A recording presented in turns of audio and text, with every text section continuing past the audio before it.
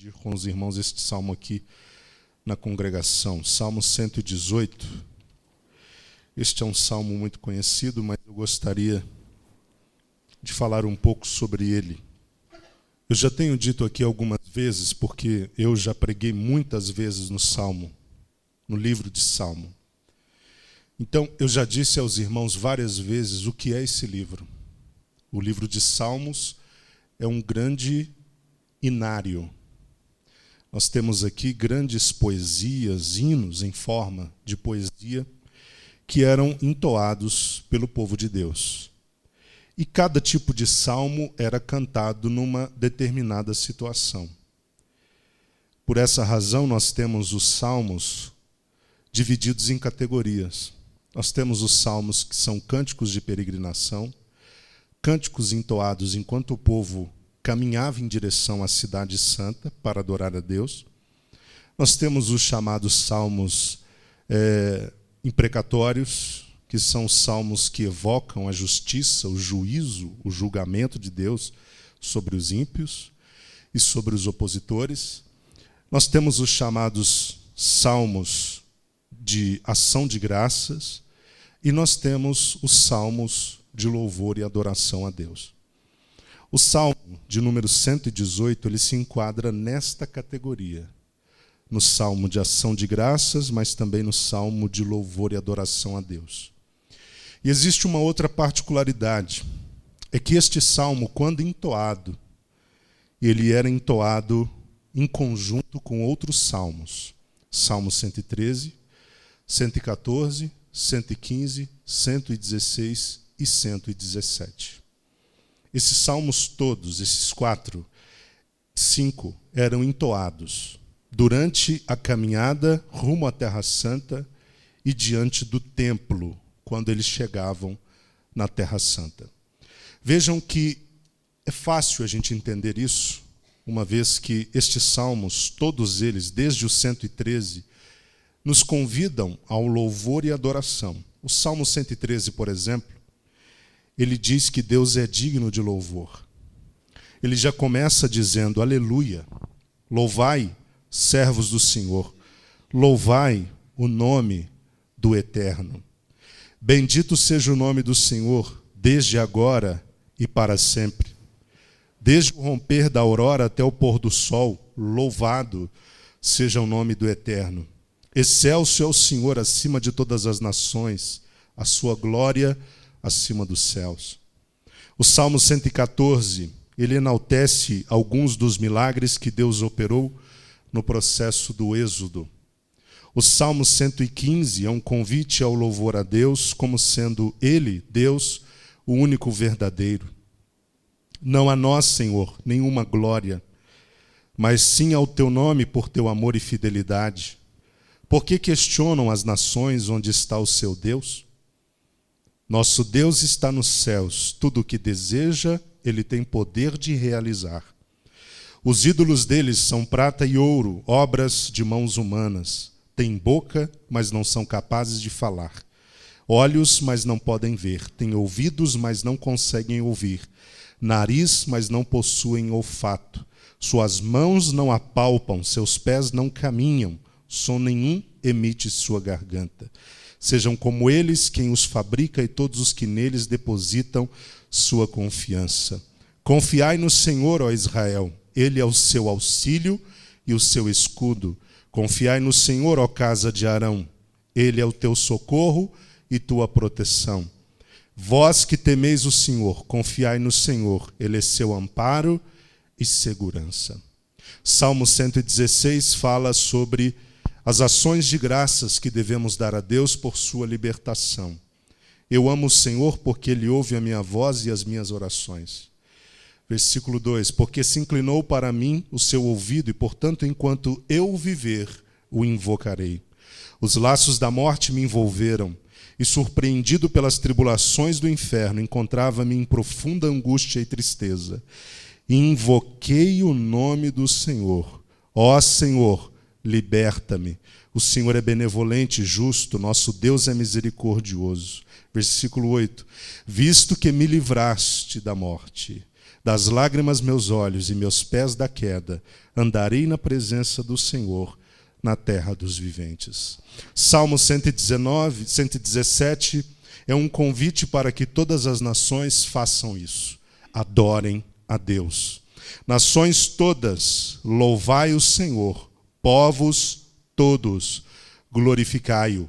Porquanto seu amor nos ultrapassa, e a fidelidade do Senhor é para toda a eternidade. Aleluia.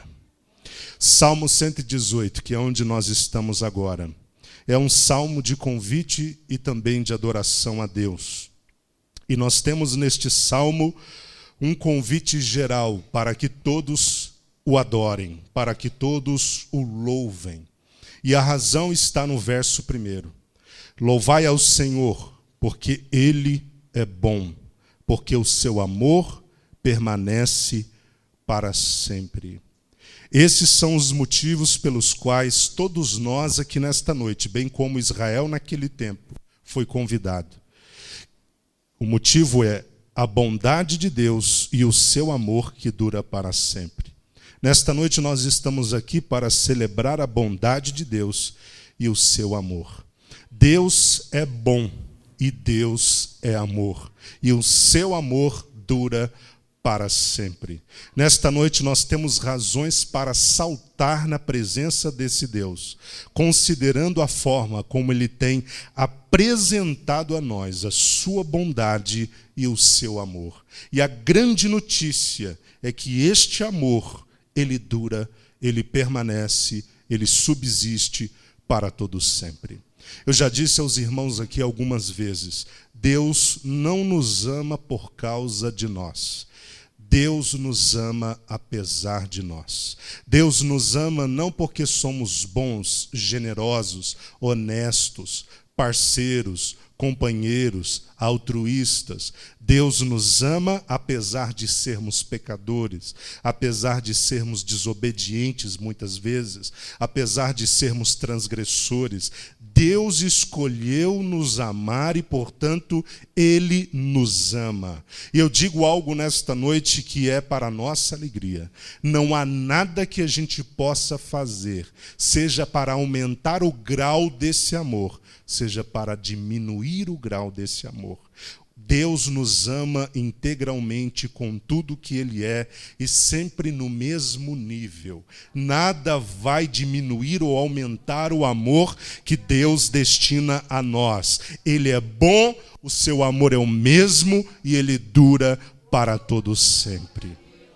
Nós temos sentido na nossa vida diária como Deus tem aplicado sua bondade, bem como tem aplicado seu amor às nossas vidas. E eu digo aos irmãos, Deus não apenas age com bondade, Deus não apenas age com amor. Deus é essencialmente a bondade, Ele é essencialmente o amor.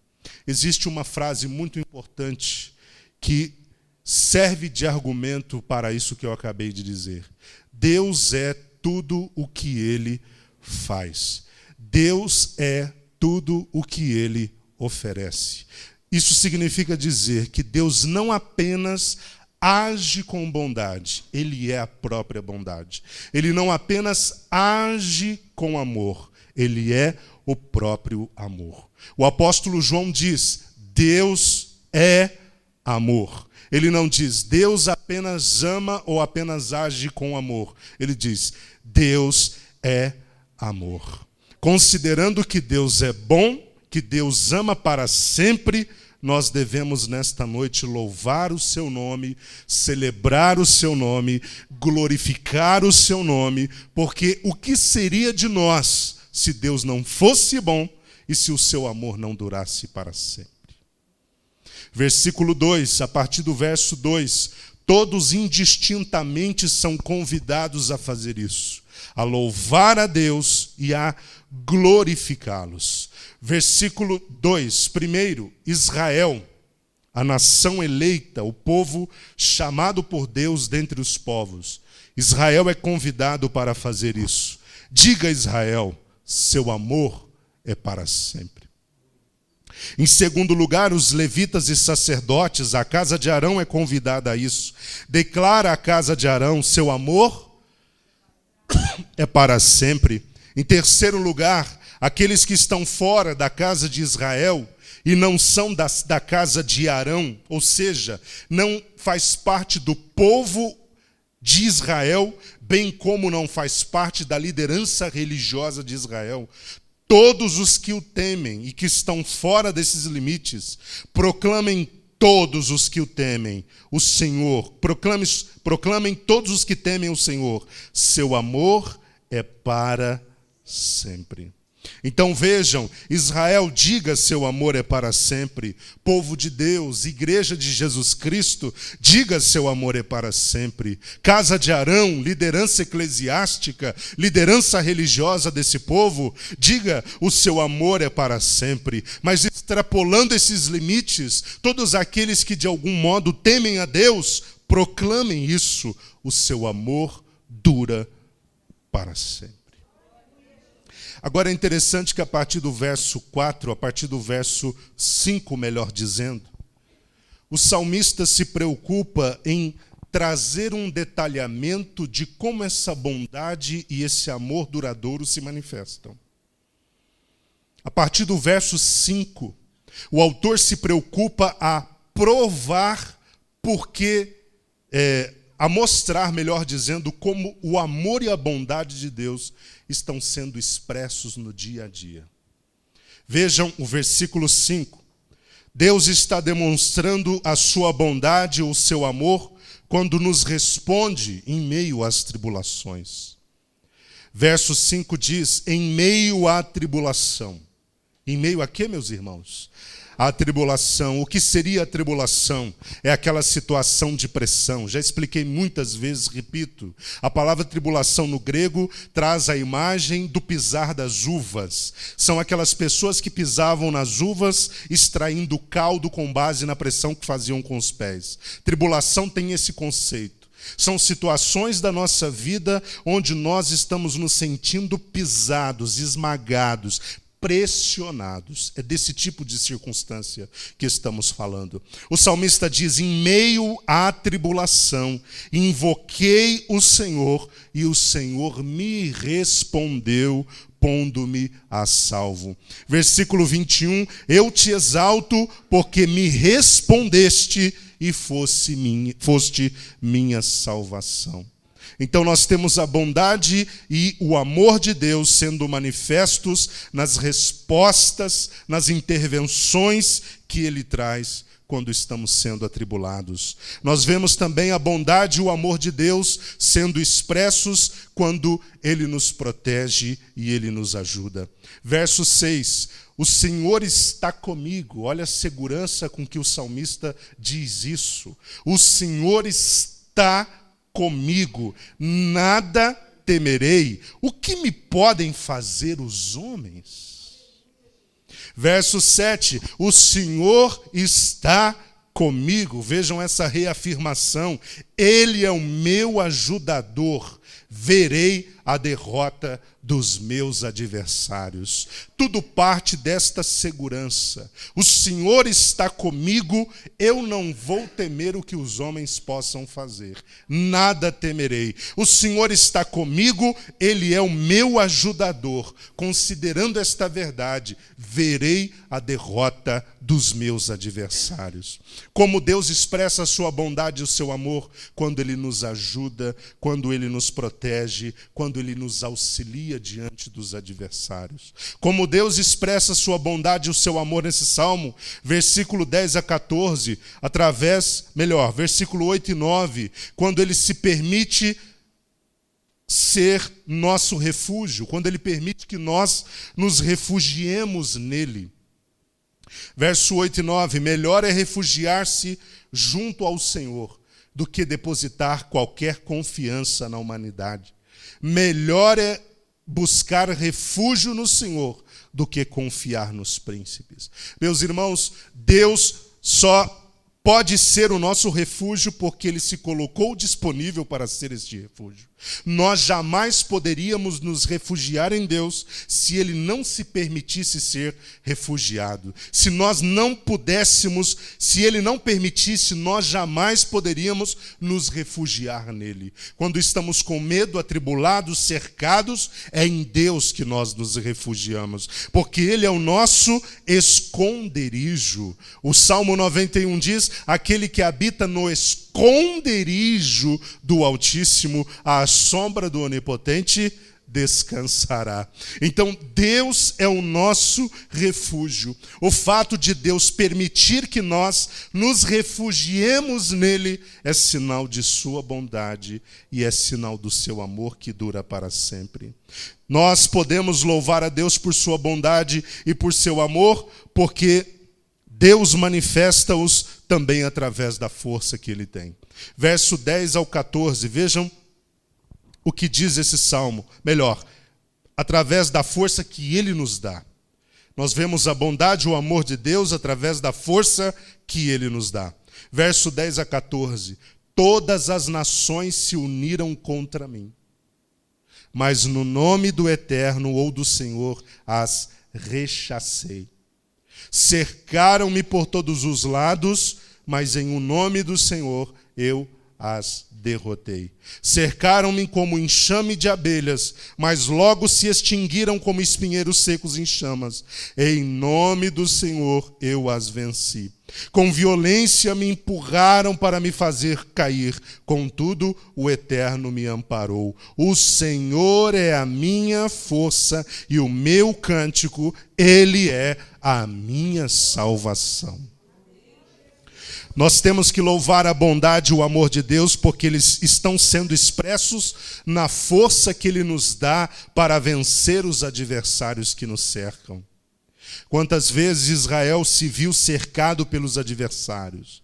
Não havia para onde escapar. Não havia para onde fugir. Eles estavam à volta. Eles cercavam o povo de Deus como enxames de abelhas. Eles se levantavam contra o povo de Deus com voracidade. Parecia que esses inimigos atropelariam o povo de Deus. Mas de repente Deus se levantava a favor daquele povo, dando força àquele povo, e aquele pequeno povo vencia grandes nações. Porque a força do povo de Deus, ela não vem da habilidade que se adquire com treinamento em armas. A força do povo de Deus vem de Deus. A fonte da força do povo de Deus é o próprio Deus. É por essa razão que às vezes a gente se enxerga na pele do povo de Deus, na pele de Israel. Às vezes nos sentimos cercados pelo inimigo. Nós sentimos o hálito de Satanás se aproximando de nós, e ele com toda a sua fúria, e ele com toda a sua voracidade, ele vem como um leão querendo se apropriar da nossa vida e nos rasgar com seus dentes. Mas de repente o Senhor peleja por nós. De repente o Senhor intervém por nós. De repente nós sentimos uma força vindo da parte de Deus. E quando parecia que estávamos já sendo vencidos, nós vencemos os adversários, nós arrebentamos as correntes, nós fomos libertos, nós saímos daquela situação de risco, porque a nossa fonte está em Deus, a nossa fonte de força está em Deus. Fomos cercados de novo. Os nossos adversários se levantaram com fúria, mas no nome do Senhor eu os venci, mas no nome do Senhor eu os exterminei, mas no nome do Senhor eu os derrotei. Deus é bom, Deus é amoroso para sempre, e nós vemos isto quando Ele nos dá força para vencer os nossos adversários. Você já parou para pensar que não era para você estar aqui nessa noite? Você já parou para pensar quantas coisas Satanás ele preparou para destruir a sua vida? Quantos arcos ele lançou contra você, mas Deus quebrou os arcos, Deus despedaçou as lanças, Deus jogou o carro no fogo, porque você é precioso para Deus, você é um homem precioso para Deus, uma mulher preciosa para Deus, e por essa razão, quando parecia que Satanás venceria, Deus interveio, te deu forças e você está vivo e você está aqui. Você está celebrando nesta noite o nome do Senhor porque você tem um Deus que te dá força por causa da sua bondade, por causa do seu amor. Ah, meus irmãos, quantas vezes Satanás construiu arapucas para fazer a nossa vida cristã declinar. Quantas vezes Satanás construiu estruturas inteiras para fazer o nosso pé vacilar e escorregar diante de Deus. Mas quantas das vezes eu vi Deus quebrando essas arapucas, Deus estraçalhando essas armadilhas, Deus trazendo o seu livramento. Quantas vezes na minha vida eu vi Deus me dando forças para que eu não caísse, para que eu não fraquejasse. Eu tenho certeza que você está vendo isso também ao longo da sua vida. Deus está te dando forças. Quando a sua força está minguando, os adversários estão cada vez mais se sobressaindo e crescendo contra você. De repente você recebe essa ajuda vinda do alto. Isso é sinal da bondade, é sinal do amor de Deus. Você pode louvar a Deus nessa noite por isso. Você pode glorificar a Deus nessa noite por isso. Quem está sentindo a bondade e o amor de Deus aqui nesta noite? Ah, se não for o Senhor que estivesse ao nosso lado, ora diga Israel, nós teríamos sido engolidos vivos pelos nossos adversários. É graças à presença do nosso Deus conosco que nós estamos rompendo em fé, nós estamos avançando, nós estamos caminhando em direção aos propósitos do Senhor, porque nós temos um Deus que está conosco. Graças a Deus. Nós vemos a bondade e o amor de Deus na alegria que Ele dá ao seu povo. O povo de Deus tem uma alegria que às vezes é inexplicável. O povo de Deus às vezes tem uma alegria que matematicamente você não consegue equacionar o porquê dessa alegria. Verso 15. Jubilosos brados de vitória ressoam na tenda dos justos. A destra do Senhor realiza maravilhas. Por que que o povo de Deus está sempre celebrando dentro da sua tenda, dentro da sua casa? É porque ele tem um Deus que está fazendo maravilhas por ele. Meus irmãos, dentro do nosso lar, o que deve ecoar são cânticos de alegria e vitória, porque Deus está fazendo maravilhas. As pessoas, quando passarem próximos da nossa casa, não tem que ouvir os berros, os gritos, os xingamentos entre pais e filhos, entre marido e mulher, mas tem que ouvir celebrações, voz de júbilo. Deus seja louvado, glorificado seja o nome do Senhor. Obrigado, Jesus. Coisas maravilhosas o Senhor está fazendo. É isso que tem que se ouvir dentro da casa do Filho de Deus, porque há cânticos de alegria e vitória dentro da tenda do justo, porque ele tem um Deus que está fazendo maravilhas. Como é que a bondade de Deus e o seu amor estão sendo manifestos? Através do seu grande poder. Verso 16, a mão direita do Senhor é exaltada, a destra do Eterno age com poder.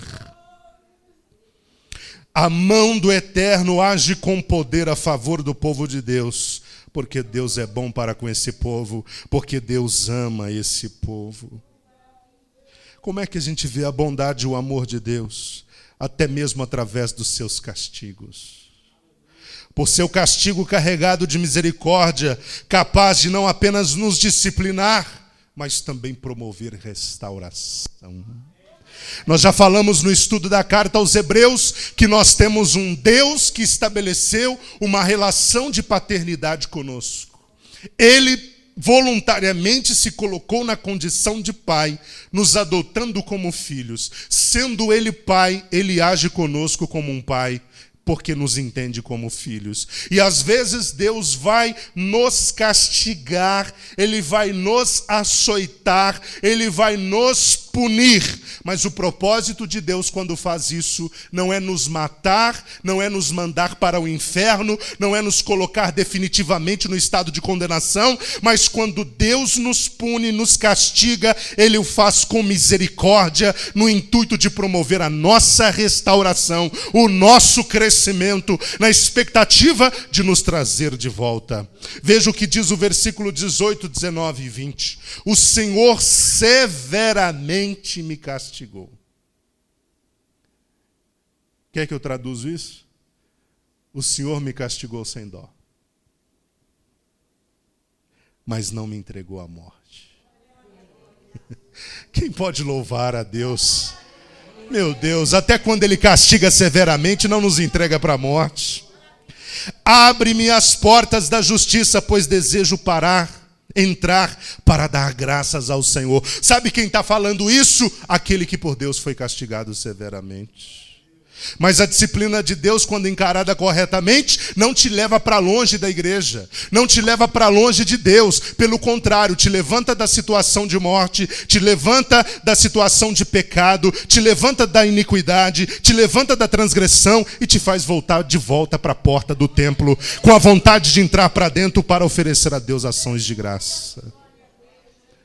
Esse homem que foi por Deus castigado severamente, ele diz, abri-me as portas da justiça. Ele está falando da porta do templo. Abri-me as portas do templo, pois desejo entrar para dar graças ao Senhor. Fui disciplinado severamente, fui punido severamente, mas eu vim aqui para dar graças a Deus, porque todo o bem de Deus foi promovido através desse processo.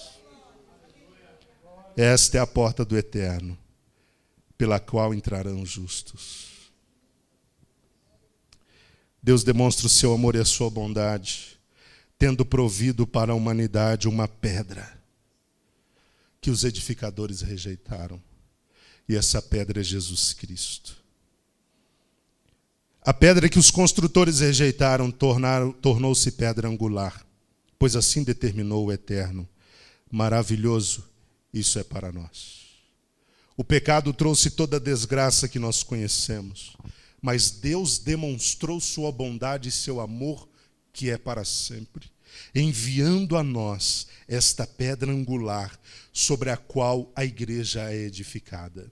E Jesus não é apenas a pedra principal do edifício que Deus constrói, que é a igreja. Ele é o próprio rochedo sobre o qual a igreja é edificada. Jesus, conversando com Pedro, os irmãos conhecem muito bem, ele diz, você é fragmento de pedra, você é poeira de pedra, você é pedra pequena, mas eu sou rochedo, eu sou Petra, e sobre essa pedra, sobre esse rochedo, eu edificarei a minha igreja e as portas do inferno não prevalecerão contra ela. A bondade e o amor eterno de Deus sendo manifestos nessa grande provisão que é Jesus Cristo. Paulo diz que sobre ele nós estamos sendo edificados para a morada de Deus em espírito. A bondade e o amor de Deus sendo manifestos através de todas estas coisas. Verso 24, vamos parar por aqui. Verso 24, há um convite da parte do salmista, para que, considerando a bondade e a misericórdia de Deus, o amor de Deus e a bondade de Deus, considerando estas duas coisas e a forma como a bondade e o amor de Deus estão se manifestando na nossa vida, nós temos que entender que este é o dia que nos presenteou o Senhor. Verso 24. Esse é o dia com que nos presenteou o Senhor. Festejemos e regozijemo-nos nele. Voltando ao que foi tratado nesta manhã, hoje falamos sobre o tempo. O tempo é algo que nós temos para trabalhar hoje e agora. É o material que nós temos, seja para construir a nossa felicidade, seja para destruir a nossa vida. O tempo de hoje, de agora, desse dia, é a única coisa que nós temos. O de ontem já foi, não dá para fazer nada com o tempo de ontem. O de amanhã você não pode fazer nada ainda, porque o de amanhã não chegou. Dia 26 é amanhã, não é hoje. Então não há nada do dia 26 que você possa fazer hoje. O que você pode fazer hoje é administrar bem o tempo do dia 25. Aproveite esse tempo para celebrar a Deus. Entenda que cada dia que Deus dá é um tempo para ser festejado, é um tempo para ser celebrado. Eu vejo como muitas pessoas vivem os seus dias de modo tão decaído, de semblante tão caído, tão baixo. Pessoas vivem os seus dias com tanta dificuldade, já levantam de suas camas reclamando. Mais um dia de tribulação, mais um dia de luta, mais um dia de quais as outras expressões? De choro, de lamento, né? A pessoa levanta da cama sem coragem, abre os olhos e diz: mais um dia. Mais um dia de trabalho naquela empresa. Mais um dia de convivência com esse povo da minha casa. Mais um dia, mais um dia, mais um dia. Meu querido, olha o que o salmista está dizendo. Este é o dia que nos presenteou o Senhor. O dia de hoje é presente de Deus. Agora imagina o crente levantando da cama, entendendo que aquele dia é um presente. Ele ia dar um salto, abrir o olho e dar um salto da cama. Oh, aleluia! Abrir a janela, sentir a brisa da manhã. Graças a Deus, que oportunidade é de hoje, hein? Que dia de vitória será o de hoje, hein? Que bênção conviver com essa família hoje, hein? Que bênção pegar esse ônibus e ir para o trabalho. Que bênção poder estar nessa empresa recebendo esse salário. Que bênção! Que bênção! Que bênção encontrar com aquele patrão chato. Aleluia! Que bênção! Bem ou mal, ele paga meu salário. Que bênção! Ah, hoje é quarta-feira, culto de estudo. Aleluia! Vou para a casa de Deus com alegria. Vou aprender a palavra do Senhor e ser edificado. Aleluia por isso. Que presente! Para de arrastar corrente, meu irmão. Para de ficar arrastando corrente. Já levanta com dificuldade. Vem para a igreja assim, ó, não levanta nem o pé do chão. Sabe? É uma dificuldade. Vocês já ouviram essa expressão, arrastar corrente? Quem que é o arrasta corrente? É aquele que não levanta nem o pé do chão, porque tudo está difícil, irmão Francisco. Como é que está a vida, meu irmão? É. Daquele jeito, né? Está aqui, ó. Oh, meu irmão, está indo. A melhor resposta é essa. Levando. Está arrastando corrente. Meu querido, o dia de hoje é dia de festa, não é dia disso. É dia de levantar o pé, caminhar com a cabeça erguida, coluna ereta, porque hoje é o dia que o Senhor vai dar vitória. É o dia que o Senhor vai fazer coisas maravilhosas, porque a sua destra opera maravilhas. Ah, mas as coisas ainda não estão bem. É claro, meu querido. É claro que nem tudo vai estar bem. Mas a Bíblia diz, se você se mostrar frouxo no dia da angústia, sua força vai ser pequena. O antídoto para ser forte diante da dificuldade é tendo postura de forte. Levanta, ergue a cabeça. Ah, eu não estou com fome porque eu estou com muita dificuldade. Larga disso, pega o seu café Três Corações, faz um bom copo de café, um bom bule de café. Três Corações, pode ser outro também, Barão. Coloca lá o seu açúcar, não gosta de açúcar, deixa sem açúcar então. Pega o seu pão, de preferência feito na hora, vai na padaria se você pode, pega aquele pão crocante, traz para sua casa com alegria. Sobe as escadas ou entra pelas portas com alegria. Assenta-se na sua mesa, pega aquela margarina, aquela manteiga da roça. Pega a sua faca, parte aquele pão, pega aquela manteiga, passa no pão, pega o seu café, toma com alegria. Degusta, meu querido. Usufrui daquele momento. É o único momento que você está tendo naquele dia. Aquele momento não vai voltar mais para você. Você está me entendendo isso? É como o curso de um rio. Falei hoje pela manhã, as águas que estão passando agora, aqui, só estão passando agora e aqui. Não há como corrigir isso. Não há como remediar o que já foi. Está passando e é agora que eu tenho que aproveitar. Pega os seus filhos. Dá um abraço caloroso neles, na sua esposa, no seu marido, no seu pai, na sua mãe. Dá um abraço apertado. Viva esse dia. É dia que o Senhor Deus fez. Faça festa com esse dia. Celebre esse dia. Porque coisas grandes Deus está fazendo nesse dia. Deus está mostrando sua bondade e seu amor nesse dia. Então não reclama não, meu irmão. Você vai pegar aquele ônibus cheio de gente. Reclama não, você vai igual sardinha na lata, mas vai dando glória a Deus, graças a Deus. Eu poderia nem ter condições de estar pegando esse ônibus, mas já tive condições de pegá-lo, de estar aqui. Eu poderia não ter nem saúde para subir as escadas desse ônibus, mas subi, estou com mochila aqui, tranquilo, carrego peso, vou para o meu trabalho, faço as minhas coisas, porque o Senhor está demonstrando sua bondade e seu amor, me dando vida, saúde, paz, alegria, ar para respirar, oxigênio. Eu fico pensando como Deus deve ficar chateado com alguns crentes. Sabe aquele filho que você dá tudo e ele, não gostei. Ah, peraí, eu que você queria, mas não gostei. Sabe aquele filho mimado que não há o que você faça que arranque aquele sorriso bonito do rosto dele? Graças a Deus eu não tenho filho assim não. Espero que não seja assim, né? Mas sabe esse filho que é difícil você agradar? Você se desdobra, você gasta, você investe, e aquele filho é incapaz de dar um sorriso de alegria e dizer muito obrigado. Eu vejo que às vezes Deus encontra uns crentes dessa qualidade, que não há o que ele faça que arranque um sorriso dos lábios desse irmão. Que não há o que ele faça que faça jorrar do coração desse crente uma gratidão. Não é verdade?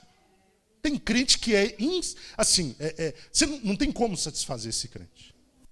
Agora, você quer chamar o favor de Deus? Quer uma dica?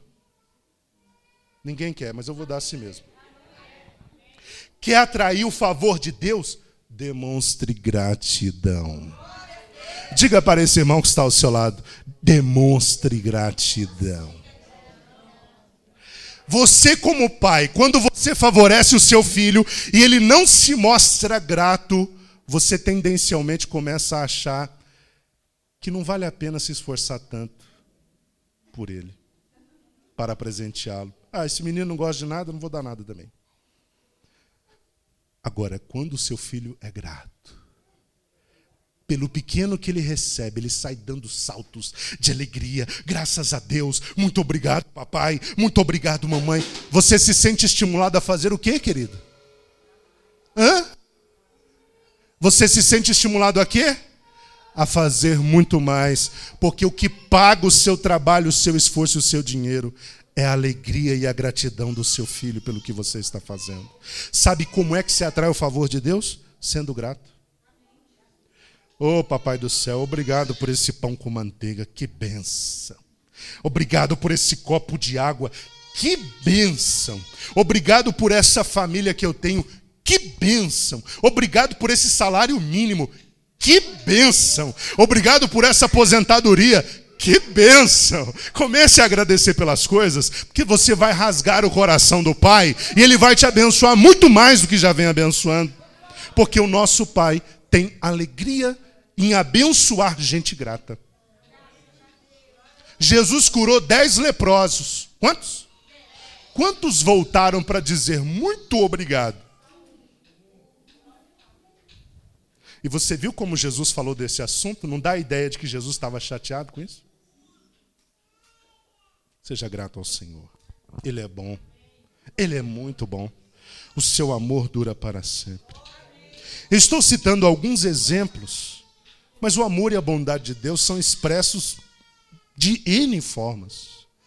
E às vezes a forma como Deus está manifestando seu amor e bondade não está acontecendo nos exemplos que eu citei. Talvez não se aplique a você, mas de outras muitas formas, na sua vida, Deus está demonstrando que te ama e que Ele é bom para com você. Então, a partir de agora, não seja um servo ingrato, não seja um servo reclamão, mas todos os dias da sua vida se preocupe em dizer, porque o Senhor é bom, a sua bondade, o seu amor duram para sempre. Procure se disciplinar para abrir os seus olhos de manhã e ao invés de trazer uma palavra de reclamação, traga uma palavra de louvor a Deus. Meu Deus, muito obrigado por mais esse dia.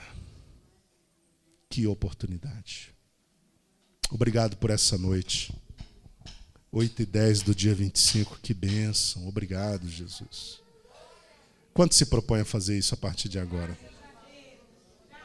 Sua vida vai mudar se você adotar essa disciplina. Reclama não, dá graças a Deus, dá glória a Deus. O Senhor é muito bom, o seu amor é para sempre. Deus abençoe os irmãos grandiosamente em nome de Jesus. Leia esse salmo na sua casa. Leia esse salmo na sua casa, pense sobre ele. Eu trouxe aqui uma palavra resumida do salmo, mas na sua casa, leia e peça a Deus para falar com você de forma extraordinária dentro do conteúdo desse salmo. E você vai ver como Deus vai falar com você. E não se esqueça, seja grato. Mas o que eu tenho é pouco, então seja grato no pouco, Deus vai te dar muito. Mas seja grato. Qualquer conquista que você tiver, celebre. Qualquer vitória que você alcançar, celebre. O que é celebrar? É fazer festa, meu irmão. Faça festa. Né? Seja um crente capaz de celebrar as bênçãos de Deus.